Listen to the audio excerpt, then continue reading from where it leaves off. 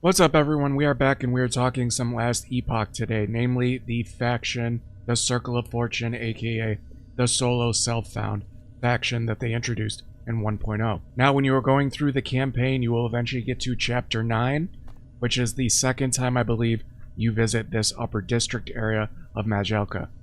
Now, this happens near the end of the campaign. Again, it's Chapter 9. It's the second time you visit. And you're just about to finish. This is pretty much the last area. Or you start going into obelisks and other things like that. Or monoliths. Yeah, monoliths. Whatever. Now, when you get here, you're going to want to talk and follow what Zarek tells you to do. He's going to give you a side quest or two. Just follow what his mission says, and eventually you'll be able to choose between the Merchants faction and the Circle of Fortune faction, or this solo self-found faction. Now, I'm not going to go in depth about the differences of them. I'm mostly going to focus on the Circle of Fortune.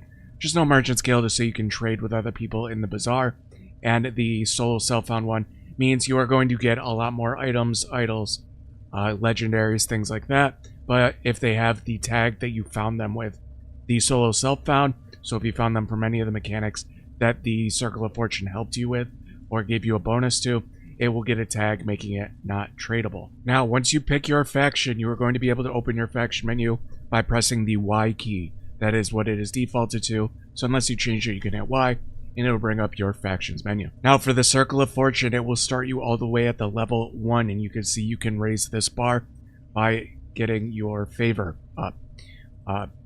This will tell you how much favor that you need. It'll say, you know, in the beginning, you need about 2,500 or something like that to get the ability to have enemies have a 35% chance dropping twice as many items. This is obviously very, very good. For solo self-found, you are not able to trade, but so you get more of a pool to go through. Some of these are absolutely ridiculous.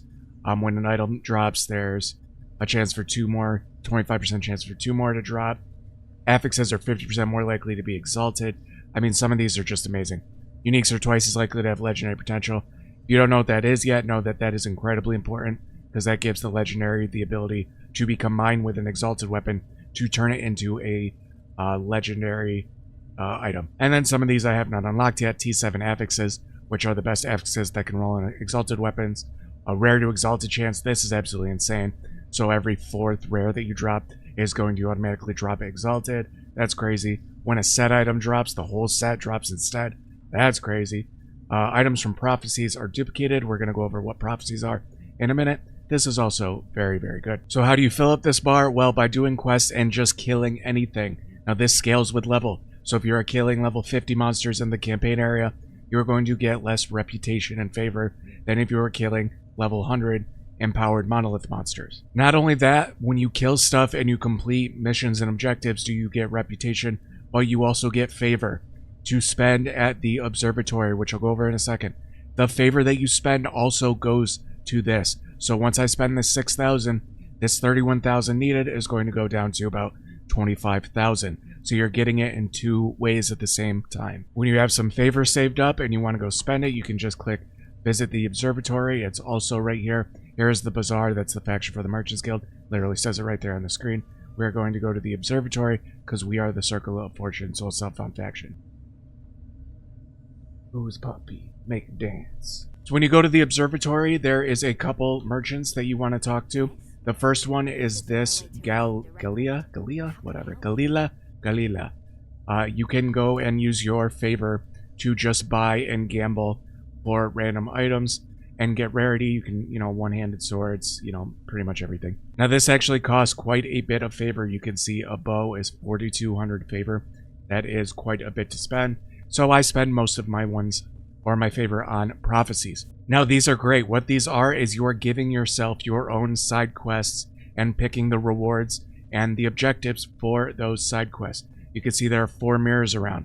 There is accessories prophecies through this telescope. These are your rings and your amulets and the such. The weapon prophecies, that's self-explanatory. Armor prophecies, your helms, your boots, your gloves, your belts, and your idol prophecies, which are obviously these right here. Now, this is a great way to target farm. For example, there are a couple things I need. I need idols that give me health. Something like this is very important, so I could target farm idols. I also would like to have a nice exalted dagger, and also this smoke weaver dagger with legendary potential so I can make it stronger. So I can go to the, not the accessories, the weapons telescope, and I can pick through things that give me a chance for either a unique dagger or a exalted one-handed sword or dagger. So you can see right here, your reward is 2 set weapons if you do the event, the Black Sun Timeline with 130 corruption. What sucks is if you're newer to the game, you might not know exactly what they're talking about with some of these objectives. There's not much I could say than just keep playing the game. For example, the Black Sun Timeline is one of the monoliths at the end of time. If I go to the end of time, you can see right here is the Black Sun Timeline. And I would need to run this empowered and run enough maps or enough, stages of this monolith until I got the 120 corruption or whatever that was. And then once I beat that timeline, then I would get my 2 set weapons. That's not really worth it for me. Not really something I'm going to pick. Unique one-handed sword. What I really want is a dagger. Exalted rage weapon. Unique one-handed mace. Don't care about that. 2 exalted daggers.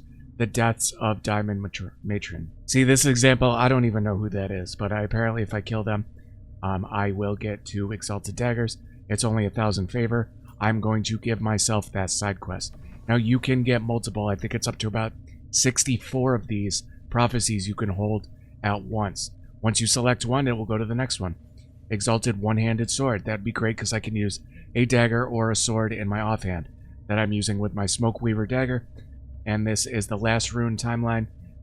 Death of the Husk Elder Gaspar. I do not need to run it empowered, it looks like. I just have to beat the timeline. I am totally down for this. And you'll also notice that it's fulfilled 0 out of 2 times. When I select this, I can finish the timeline and kill him twice. So I will get 4 exalted one-handed swords from this. So I'm going to take this because I want this. Now, if none of these are anything you want, you can spend some favor to reroll. But basically, you are just giving yourself some extra stuff to do, and you are picking the quests that you want to do for your rewards. These actually kind of stink. I don't think there's any one-handed sword I would use in my offhand, so I'm going to reroll this till I get either, unique daggers or one-handed exalted or exalted daggers, just like this. Now, you don't have to play the game to know what some of these are. For example, if it gives you an arena or a certain key to run, it says tier 4, that is the hardest. A tier 4 arena, my build could probably sneak through it, but I'm not really sure about that. A tier 4 arena is actually pretty hard, and I believe it is the hardest tier of the arena, so I'm going to skip that one. Any dungeon tier 2. This is not too bad. I think that's around the level 60 or 70 objective for tier 2. Then it gets closer to 100 at tier 3 or tier 4. So if I was looking for quivers, I could do this. So like I said, it kind of stinks if you're newer to the game. You might not know how hard some of these conditions are. Tier 2 isn't too bad. Tier 3 is obviously a little harder. Tier 4 is very hard. So until your build is actually relatively strong, I don't suggest spending your favor on those. And like I said, now that I spent some favor, if you go to your factions, your Y key, you will see the current ones you have, so you can keep track. Go back to your rank rewards. You can see the favor I spent went towards my gain reputation or rank up, so you get up the ladder even faster. But yeah, guys, that's basically it in the gist of how to use the Circle of Fortune solo self-found faction. I think it is amazing. I think it's a great way to give people something to work for. But if you're trading or using solo self-found, it bridges that gap on how fast you get there. You will get there probably faster with the Merchants Guild, to be completely honest, as far as super high-end builds, so people can find items for you that are incredibly rare with incredibly rare modifier rolls that you are not going to be able to find in a reasonable amount of time with solo self-found. But with these, you are going to get a very strong build, at least. Maybe not min-maxed, but a very strong build even quicker, and I think it is brilliant, and I really like this. In fact, I think I saw in the interview that one of the devs did about Last Epoch the other day, they said that PoE has come out to them and said, that's really cool, we might want to do something for this, like for PoE 2. So PoE 2 and GGG might be actually copying a portion of this to use in their upcoming game. So yeah, hopefully that helps. That is going to be the video. Make sure you like, comment, subscribe, and get followed over on twitch.tv/SafeOnTalk, where we have been streaming and playing a whole lot of Last Epoch. I am greatly enjoying it, other than maybe one problem. I guess the servers are having kind of an issue. I don't know. But thanks for checking out the video, guys. Hopefully this helped you.